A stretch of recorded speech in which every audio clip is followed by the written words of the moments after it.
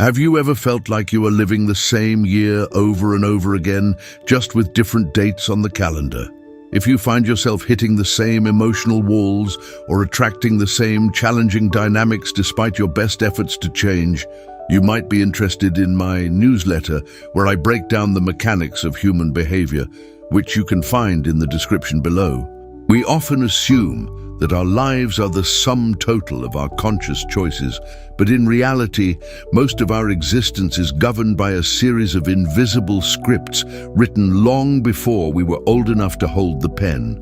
These patterns are not flaws in your character, but rather survival mechanisms that have outlived their usefulness. Today, we are going to peel back the layers of these hidden structures to understand why we sabotage our own happiness and how we can finally rewrite the code that defines our trajectory. Consider the story of Elias, a man who reached his late 30s with a recurring professional tragedy. Every time he neared a promotion or a significant career milestone, he would inevitably find a way to undermine his own authority. He would miss a deadline, speak out of turn during a board meeting, or initiate a conflict with a mentor who actually supported his growth. To an outside observer, Elias looked like a man who simply could not handle success.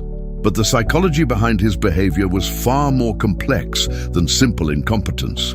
Elias was actually living out a script forged in his childhood, a period where his early caregivers viewed high achievement as a threat to family cohesion. In his home, to stand out was to be isolated, and to succeed was to be seen as arrogant.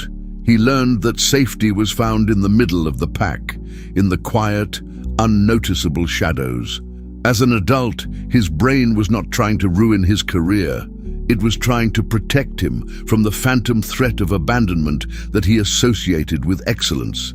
His sabotage was not a failure of will, but a triumph of his unconscious drive for psychological safety. When we talk about the invisible patterns that dictate our lives, we're really talking about the architecture of our attachment styles and our nervous system regulation. We build these internal maps to navigate the world safely. And once those maps are etched into our neural pathways, they become the lens through which we view every single opportunity and encounter. If your early environment taught you that love is something you have to earn through service, or that stability is always followed by a crisis, you will subconsciously recreate those conditions in your adult relationships. You might find yourself drawn to partners who are emotionally distant, because that distance feels familiar, and familiarity is often mistaken for safety by the unconscious mind. We are creatures of habit, but more specifically, we are creatures of comfort. Even when our comfort zone is painful, even when it is filled with anxiety or stagnation, it feels like home. The unknown, even if it promises growth and happiness, feels like a void that the brain perceives as dangerous. This is why change is so often met with fierce internal resistance. When you attempt to break a habit or deviate from the script, you are not just fighting a bad choice, you are fighting the entire history of your adaptive functioning. Think about the last time you tried to set a firm boundary with a friend or a partner. You probably felt a sudden surge of guilt or physical discomfort, perhaps a tightness in your chest or a racing heartbeat. That is not just nerves. That is your nervous system alerting you that you are violating an internal rule. The script is screaming at you to return to the status quo because that is the only place where the rules are clear. Many of us mistake this internal panic for intuition. We think, well, I feel anxious about starting this new venture or leaving this toxic cycle, so it must be the wrong path. In reality, that anxiety is simply the sound of your old programming fighting to keep you within the confines of who you have been trained to be. The tragedy of these invisible scripts is that they are so deeply embedded that we often identify them as our personality. A person might say, I am just not the type of person who takes risks, or I am just someone who always attracts the wrong people. By turning these patterns into identity labels, we effectively cement them in place. We stop seeing the behavior as a reaction to past conditioning and start seeing it as an immutable fact of our existence. But identity is not as rigid as we think.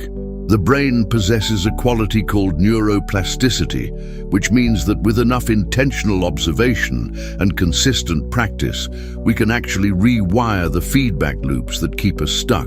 The first step, however, is the most difficult.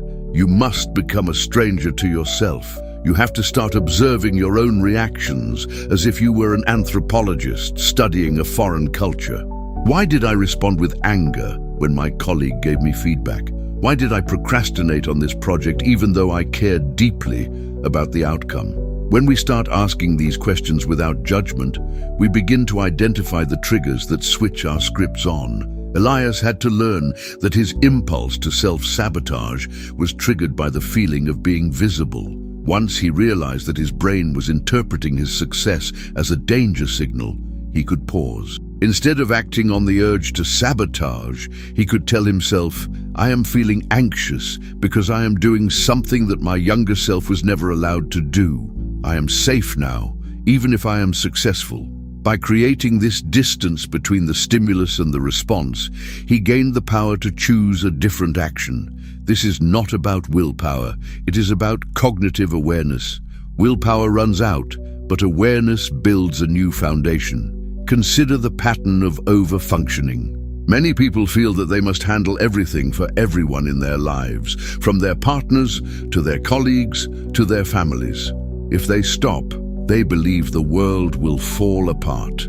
This is a classic script rooted in a childhood where they had to be the caretakers or the stabilizing forces in a chaotic home. They learned that their value was tethered to their usefulness. As adults, they are terrified of setting boundaries because they think that if they are not useful, they are unlovable. They are trapped in a cycle of burnout, and they honestly cannot see another way to exist. They believe they are just reliable people, but they are actually acting out a survival strategy that has become a prison.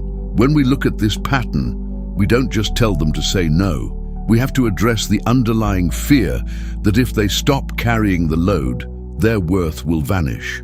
This is where the concept of the shadow self becomes essential.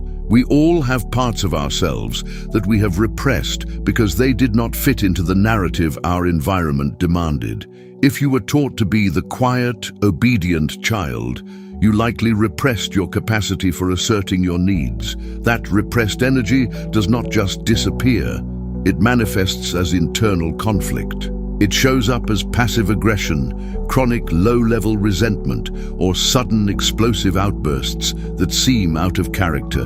You are carrying the weight of the person you were never allowed to be. Integration is the process of reclaiming those parts. It is about acknowledging that you can be kind and still be firm, that you can be successful and still be loved, that you can be human and still be imperfect. Recognizing these scripts requires a level of brutal honesty that most people avoid. It is much easier to blame external factors for our unhappiness. It is easier to say that the job market is bad, that our partner is difficult, or that we were born with bad luck. Blaming the external world keeps us in the role of the victim, and while the victim role is painful, it is also predictable. If you are the victim, you never have to take the risk of failing on your own merits. You never have to take responsibility for your future. But if you accept that you are the author of your own script, you also accept the necessity of change. And change is terrifying. It means you might fail. It means you might experience rejection. It means you might have to leave behind the version of yourself that everyone else is comfortable with. I want you to examine a recurring struggle in your life right now. Pick one thing that you know you should do, but you consistently avoid, or one situation you keep entering despite knowing it will end badly. Write it down. Do not focus on the external facts of the situation. Focus on the internal feeling that precedes the behavior. Is it fear of judgment? Is it a sense of unworthiness? Is it a fear of being powerful? Once you name the emotion, ask yourself where you first felt that feeling. Who were you with? What was the environment like? You will likely find the origin point of the script. This is not about blaming your past. It is about understanding how you became the person you are today so that you can consciously choose who you want to be tomorrow. The process of rewriting the script is not a linear journey. There will be days when you fall back into the old patterns, and that is perfectly normal. You have spent years, perhaps decades, building these neural pathways. You cannot expect the architecture of a lifetime to shift overnight. The goal is not perfection. The goal is presence. The more you catch yourself in the act of sabotaging, the more power you take away from the pattern.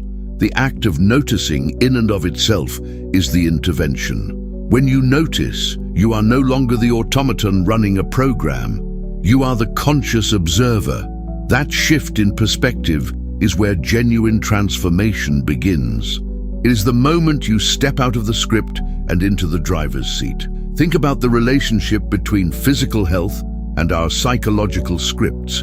We often push our bodies to the limit, ignoring the internal signals of exhaustion, because our script tells us that resting is a sign of laziness or weakness. We view our body as a machine that must be optimized rather than a biological system that needs alignment. This disconnect is another form of self-sabotage. By ignoring the physiological markers of stress, we are essentially telling our nervous system that its needs do not matter. We wonder why we have digestive issues, insomnia, or chronic fatigue, but we refuse to address the underlying drive to perform that keeps us running on empty. We are literally breaking our bodies to honor a script that says we must be perfect to be worthy. Consider the role of narrative in shaping our future. If you tell yourself that you are a person who always struggles with money, or that you are someone who is bad at long-term commitment, you are creating a self-fulfilling prophecy. Your brain is wired to seek evidence that confirms your existing beliefs. If you believe you are unlucky, you will unconsciously overlook the opportunities that present themselves to you, while hyper-focusing on the setbacks. This confirmation bias ensures that your script remains intact. The only way to break this is to consciously look for evidence that contradicts your narrative. Start a journal of the moments where you succeeded, where you showed resilience, or where you acted with wisdom. These are the bricks of your new reality. The invisible patterns of our behavior are not just about individual struggles, they affect the collective fabric of our lives. When we are caught in our own internal scripts, we interact with others from a place of projection. We see our partners, friends, and family not as they are, but as the characters we have assigned them in our own internal dramas. We might treat a colleague as a demanding authority figure because they remind us of a parent, or we might treat a partner as a fickle person who will eventually leave us because of a childhood loss. By healing our own scripts, we liberate the people around us.